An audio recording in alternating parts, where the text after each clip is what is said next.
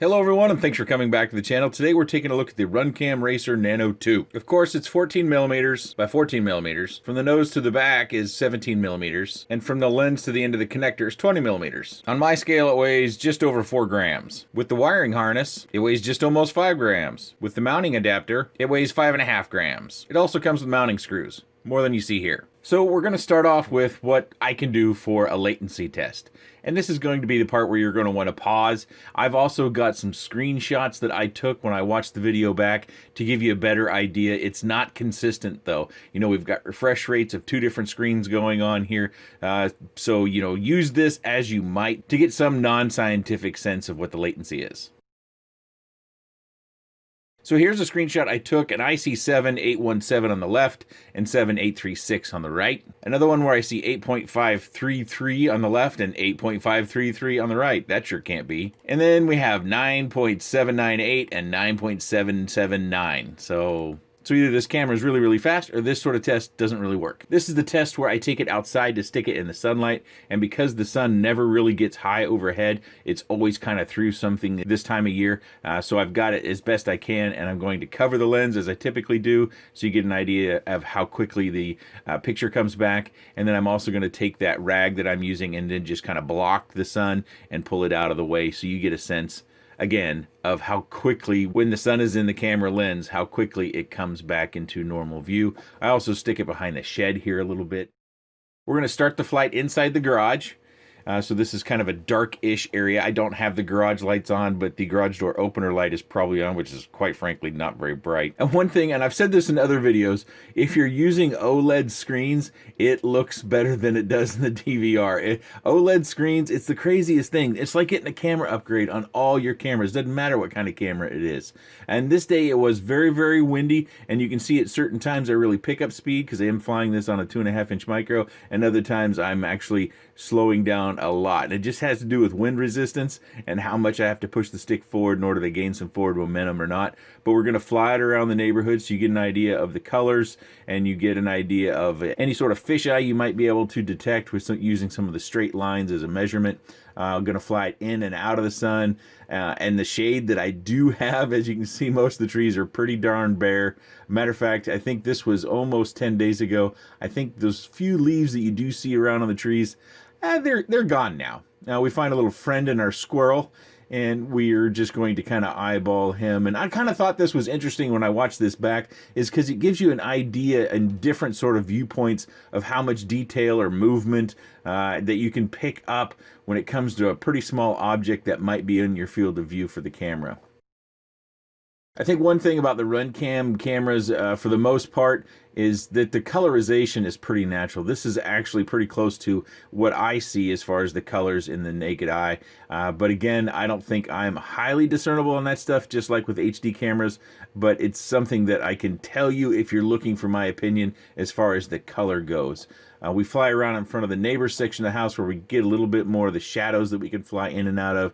You can see how far into the shadows, and when you're in the shadow, how far out and how clear things are. You get a pretty good idea, I think, of how the camera is going to perform in just its view. Not a racer format, but in its view, so that you can measure and quantify things in your own way. You know, you can slow the video down and the gear icon if you're watching on YouTube desktop to slow the playback down a little bit to maybe you want to play at half speed or 3/4 speed, what have you. I guess the one thing that we can look at in this time of year that's a good thing as far as camera reviews go is you got an awful lot of scraggle you can look for. How fine can you see that scraggle? How well is it defined? That's one benefit. It's not very pretty to look at, but at least you get to kind of judge the camera a little bit more as far as the amount of detail that the camera does give you. I don't think there's a huge need to see the entire flight. This isn't a flight review video. You can go back and watch more of this if you need to, but I think we need to continue on. I've got some other video that I should show you as well. And because it is indoor season, at least in the northern hemisphere, I did take it for a walk around the house so you get an idea if you're flying it. I would suspect most of you who might be using this camera would be using something other than a Whoop. But if you were to want to maybe in your trash can replace your camera with this camera, this will give you an idea. Again, fisheye, colorization, how does light appear. I've got various lighting in the house. We've got Edison bulbs, we've got LED bulbs, we've got sunlight coming through the windows. We have a lot of different light that we can use in the inside in order to gauge and judge the camera and how it performs. We do also go downstairs. Those bars you see across there, that LED light in the hallway, that is the only LED light we have that does that, and it does it to all cameras. Actually, when that light is on and you have a camera outside, it will actually pulse. Like it's strobing or something like that. Not a fast strobe, but a slow strobe. That light is really, really weird. I don't know what hertz rating it's running at, but it is really something. It's something I've noticed every time I get that light in my FPV view, that it is different than all the other lights I have in the house or that I've seen in videos as well. But I think this should give you a pretty good idea if you wanted to fly it inside on how it handles the image and the light. And even though this camera isn't rated for low lux or nighttime, I went ahead and took it outside. You could get another idea of how it performs. And this is actually on the darkness setting, and I switch it over to the regular, or what do they call it, personal setting. And I found that you could actually see more, at least of the groundwork in the personal setting than you could in the darkness setting. So I thought that was a bit backwards. I don't have light track sort of stuff, and that's another theme that they have set up on these cameras, to where if you are flying in those gates that have the LED rope lighting or whatever they use for light tracks, it has something set up for that. It's definitely not a camera you'd want to fly when it's very dark out at all. We don't have street lights in our neighborhood. We only have house lights. And you can see, yes, I don't have my Christmas lights up yet. That's actually coming up this weekend. So hopefully the weather continues to hold out for me and I can do that comfortably outside. So the next time I do a camera review, at least if it comes in the short run over the Christmas season, we'll have lights on our house. You also get a look at some of the different settings you can change in the camera, and we'll go through those settings back at the desk as well. So if you didn't get a good look at those, we will take a secondary look. This is just me kind of experimenting with the dark side of things to see what I experience while I'm out there. This is the menu section for those of you that are still here and you want to see all the different settings. You probably want to slow this video down and probably turn off the volume too, in order to really study this. I didn't see anything really different or unusual or something that stood out to me. Pretty typical settings, but again, if you want to take a finer look, then slow the video down so you get plenty of time in order to study each one of the settings. The only one that I would draw your attention to is the gesture. It now comes turned off by default, and if you're not familiar with RunCam's gesture, it's where you actually put your hand in front of the camera for a moment and then you take it away, and then the camera switches from one of its themes, like from personal to darkness to light tracks, with each hand movement. So you'll find that gesture is off by default on the camera.